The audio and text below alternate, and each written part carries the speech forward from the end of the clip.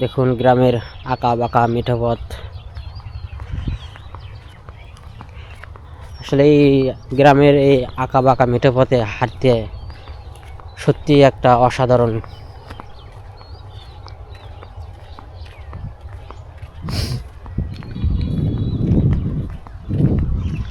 আর এই ঘাসগুলো দেখুন, এই ঘাসগুলো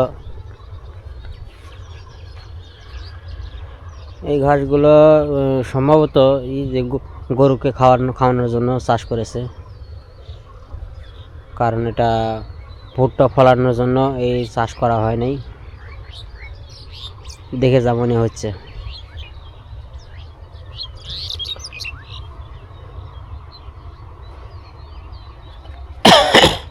তো আমি আপনাদেরকে যদি এখান থেকে নিচে নেমে গিয়ে দেখাই,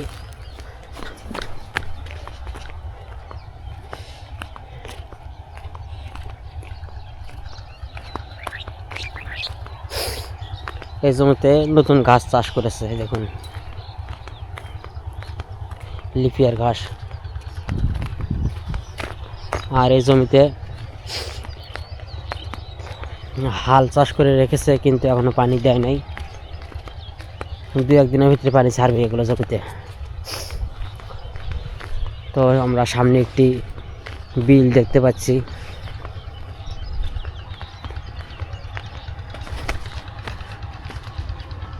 আর আপনারা দেখতে পাচ্ছেন কিনা জানি না, সামনে একটি সেতু আছে, ক্যামেরা লেন্সে দেখা যাচ্ছে না।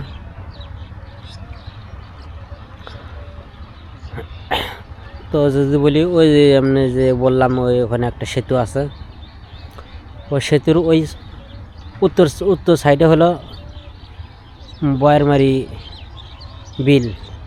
বিল কিন্তু একটাই, অথচ নাম হলো দুটো।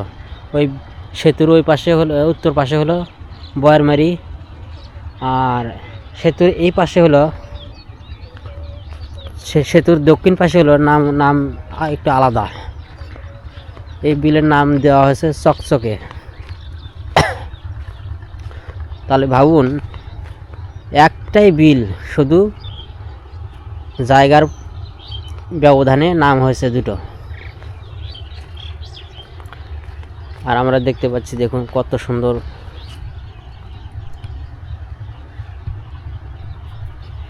সুন্দর লাউ চাষ করেছে।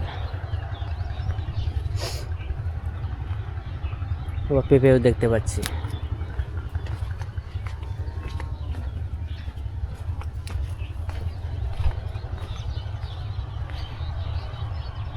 এখানে দাঁড়িয়ে অসাধারণ একটা দৃশ্য দেখতে পাচ্ছি। বিলের ঘাটে নৌকা বাঁধা, কি অপূর্ব একটা দৃশ্য। কলার বাগানও আছে দেখছি।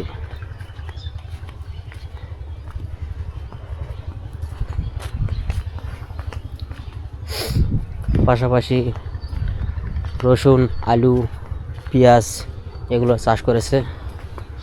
আর নদীর ধারে দেখুন কত সুন্দর কলার গাছের বাগান। এই নদীর ধার, নদী নয়, বিল, চকচকে বিল।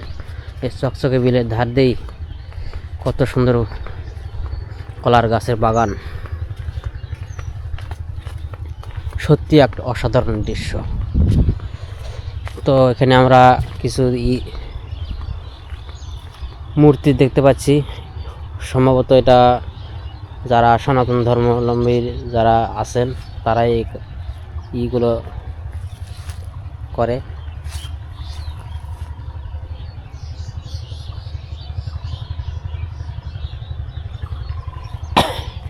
তো যাই হোক, যে যা ধর্ম পালন করবে এটাই স্বাভাবিক।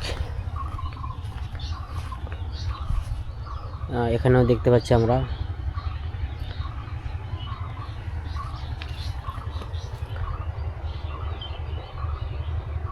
সম্ভবত এটা কালী পূজা বলে।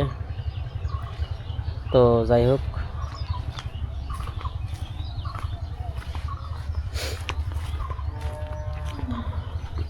আর এই সাইডে দেখুন এতটা পরিমাণে ভুট্টা চাষ করেছে, যা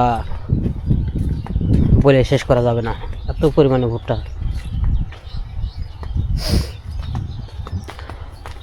আর এই সাইডে হলো বিল।